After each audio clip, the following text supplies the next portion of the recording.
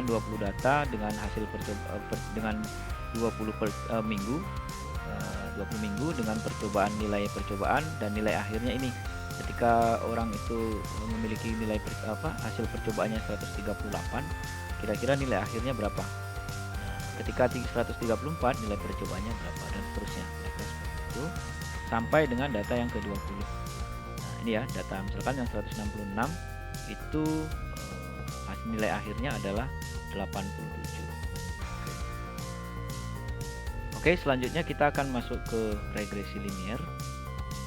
Misalkan kita regresi linear berarti ada beberapa yang perlu kita masukkan ya. Misalkan ya sama ya, import pandas, SPD dan seterusnya. Ini NumPy ada dan seterusnya ya, ada scikit-learn. Ini kita mengambil dari scikit-learn. Kemarin sudah dibahas bagaimana scikit-learn itu. Nah, apa-apa saja yang kita import, ada MSE, ada R2 atau R2 score ya, atau koefisien korelasi. Nah, kita ambil linear model yang kita gunakan adalah linear, regresi linear lah kira-kira gitu. Kita enter apakah dia berhasil. Oke, ternyata berhasil ya. Jadi kita akan menginisialisasi data apa yang kita ambil kira-kira untuk proses di sini.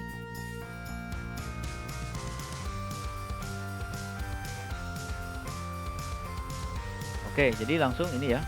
Ini kita mengambil data X, kita ibaratkan X-nya itu. Nah, kita enter saja, berhasil ya.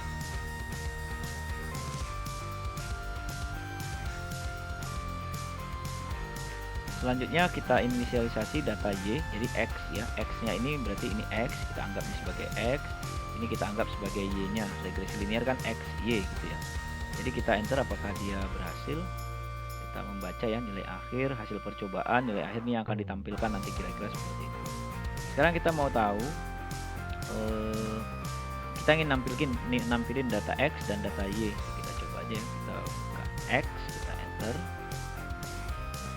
Ini data X-nya seperti ini, data Y-nya seperti apa, enter. Oke ya, sama ya, sama persis dengan data yang di atas ini. Ini X dan ini Y. Kita umpamakan, kita ibaratkan X itu hasil percobaan, Y nilai akhir. Seperti itu sudah sesuai apa yang kita inginkan.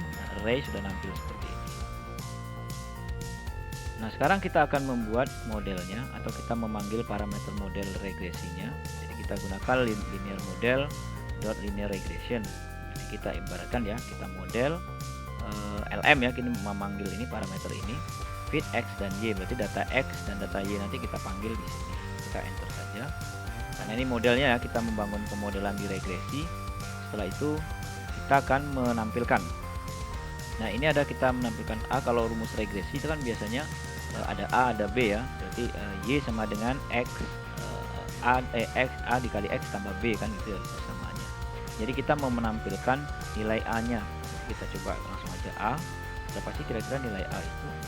Oh, 23,6. Nah, berarti 23,6 untuk nilai A-nya. Untuk menampilkan nilai B, nah, berarti kita cukup B. Nah, ini LM ya. LM kita panggil regresi linear tadi ya. Jadi koefisiennya berapa gitu ya. Nah, intercept sama koefisien kira-kira gitu. Kalau kita mau panggil memunculkan nilai B-nya, kita enter. Berapa sih nilai dari ini? 0,34. Nah, berarti ini dapatlah hasilnya nilai A-nya itu adalah 23,6, sedangkan nilai B-nya adalah 0,34 sekian. Nah, jadi kalau persamaannya seperti apa? Ya kita masukkan saja menggunakan persamaan ini kira-kira seperti itu. Sekarang kita akan plotting atau kita menampilkan grafik model. Nah, prediksinya seperti apa? Jadi kita akan menggambarkan garis regresi ya. Jadi garis regresinya itu ya seperti biasa ya, kalau regresi linear itu berarti kita menarik menarik garis dari 0 ya sampai ke atas. Nah, kira-kira seperti apa? Jadi kita akan definisikan sebagai X, Y prediksi, dan koefisien korelasinya berapa nanti. Label yang digunakan X dan Y. Jadi kalau X tadi adalah dia sebagai hasil percobaan, sedangkan Y nilai akhirnya. Jadi pertemuan titik regresinya di mana kira-kira gitu. Oke, ini kita jalankan apakah berhasil. Oh, seperti ini ya. Jadi ini gambar titik regresinya. Kita mulai dari nilai 60 sampai dengan 180. Nah, ada yang menjauhi, ada yang mendekati. Nah, ini sudah kita bahas di pembahasan regresi linear pada mata kuliah data mining. Jadi apa sih maksud dari gambar ini? Oke, sekarang kita akan mencari errornya. Karena setiap kita memprediksikan itu pasti ada nilai error, pasti ada akurasi, atau selain akurasi itu namanya koefisien korelasi atau koefisien determinasi. Jadi kita nanti akan cobakan hitung sih dari 20 data itu antara X dan Y itu memiliki errornya berapa gitu ya, berapa persen, dan koefisien korelasinya itu juga berapa persen. Kita cukup menggunakan parameter MSE, jadi kita membuat variabel MSE dulu. Kita panggil parameternya mean square error y prediksi. Jadi ini MSE-nya atau errornya ya, mean square error itu salah satu parameter atau salah satu error yang kita gunakan untuk penghitungan di regresi atau di banyak ya, kayak model pemodelan pada jaringan saraf tiruan itu juga menggunakan MSE. Sedangkan R2 itu adalah koefisien korelasinya. Jadi seperti apa sih korelasinya, nilainya berapa? Jadi kalau yang sudah pernah belajar statistik, itu tak akan tahu ya korelasi, habis itu determinasi, dan macam-macam yang berkaitan dengan statistik deskriptif. Oke, ini berhasil ya, jadi tanda checklist sudah berhasil. Kita akan coba panggil, kita tambahkan ada kode. Kita panggil nilai MSE-nya berapa? MSE, kita shift enter.